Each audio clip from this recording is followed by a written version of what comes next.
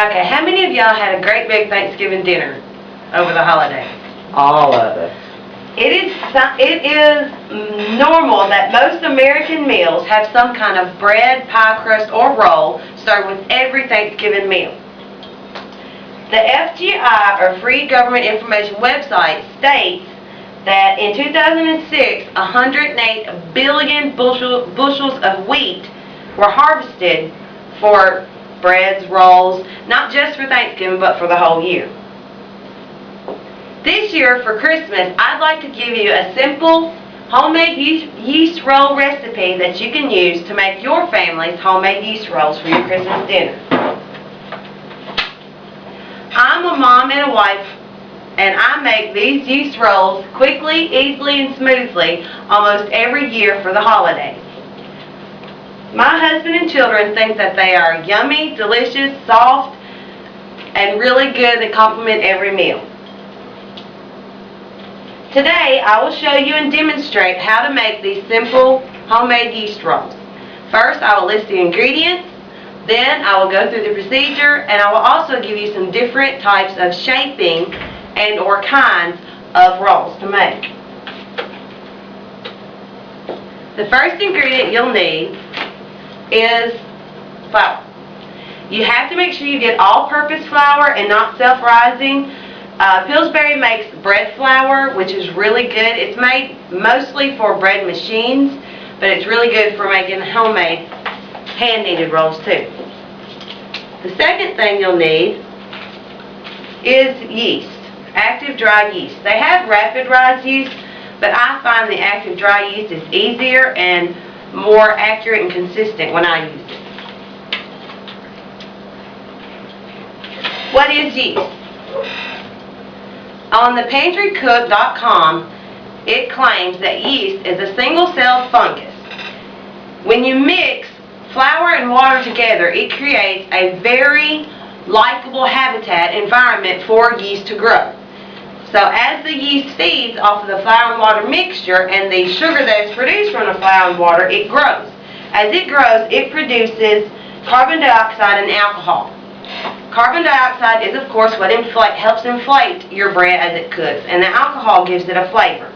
Of course, when it's actually heated up, the internal temperature, it burns off all the carbon dioxide, all the alcohol, and it will kill the yeast cells. So it's not harmful for you. You will also need milk. This is 2% milk, or you can use whole milk, half and half, your choice. This recipe is a combination of several recipes that I myself have just tried once, tried twice, and combined together. But you'll need 1 cup of milk, a 1/4 cup of sugar, just granulated sugar. The sugar, you'll need the sugar in it because this is like a jump start for your yeast. You first put it in there and the yeast will feed off of it until your flour and water mixture starts producing its own glucose and sugars for the yeast to grow off of. You will also need margarine or butter. I use just the off-brand salted sweet cream butter.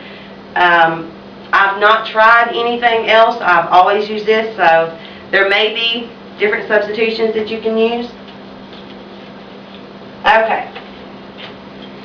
For me, I take out 1 egg out of the fridge when I first start, and in a bowl or any other kind of cup, I beat it and let it sit to warm up to room temperature. I like my egg to be room temperature. Again, I'm not sure if it will affect it, if it's straight out of the refrigerator cold or not, but I take mine out and beat it and let it sit to the side. Alright, now on to the procedure.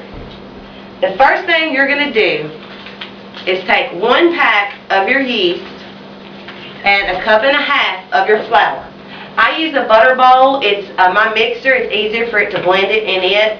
Any kind of bowl, I recommend using a plastic bowl versus a glass bowl because it will adapt to the temperature of your ingredients, whether it's warm or hot, a lot quicker than a glass bowl. If a glass bowl is cold, it tends to stay cold. If it's hot, it tends to hold the heat.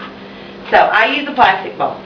Put in 1.5 cups of flour, 1 packet of yeast, stir it, just a dry mixture, and set it aside.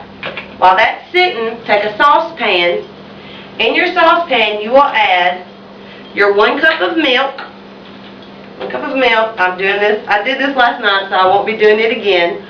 Add your butter, and you will need 1/3 cup of butter, and your sugar, 1/4 cup of sugar. You add all 3 of these ingredients in your saucepan and put it on medium heat. I use this thermometer. Any kind of kitchen thermometer will work. You need to stir it as the butter melts until it reaches 120 degrees. As soon as it reaches 120 degrees, which is the optimal temperature for the yeast, you will pull it off the stove.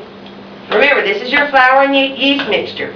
You will pour your heated mixture into it and then add your room temperature beaten egg into it. You'll stir this just a couple times just to moisten everything up. You will smell the yeast kind of starting to work. Then you'll take a blender. You will take a blender and beat it. This is my bowl, this is my blender. You just beat it for 3 minutes. The 3 minutes keeps the mixture, keeps the friction in the mixture to keep the heat up. Because normally, as soon as you take your heated solution off, it starts to cool. So as you're mixing it, it's keeping it warm for the yeast to get activated. As you're blending, you should smell a pretty strong aroma of the yeast working, if you have active yeast. And always check your yeast packets, check the expiration, because if your yeast is not active, this batch of bread will not work. It will be flat, it will not rise, and it will not taste very well. Okay, after you've mixed this for 3 minutes, use a spoon and turn it out onto any kind of flat surface. This is just a floured surface, is my counter. That's what it looks like. I sprinkled flour on top of it because as you're kneading this dough, you'll have to add flour. It will stick to your hands, it will stick to the table, it will stick to everything. As you're kneading, and again, I couldn't bring the dough in, but as you're kneading, you'll have a ball of dough. You will pull it to you and then push away. You'll turn it, pull it to you, push away. You'll do that for 6 minutes. That's just kneading it. The reason you knead, again, on preparedpantry.com, it states that the physical manipulation of the dough, as you're manipulating, it will bring the protein molecules that are found in the flour and the wheat into contact and create strong links and bonds.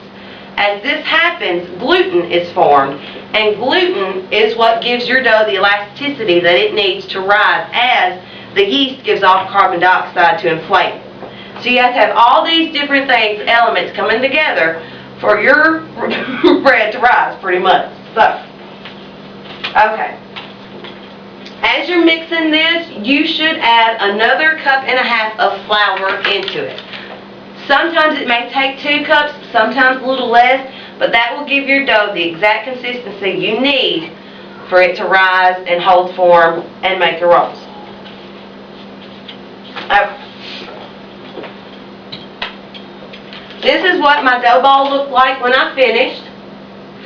Put it in a bowl. To make your dough rise easier, spray your bowl with just cooking Pam spray, any generic, doesn't matter. And once you put your dough in there, flip it over so it coats all sides of your dough ball. And then you just let it, you do this, you cover that with a towel, and you let it rise.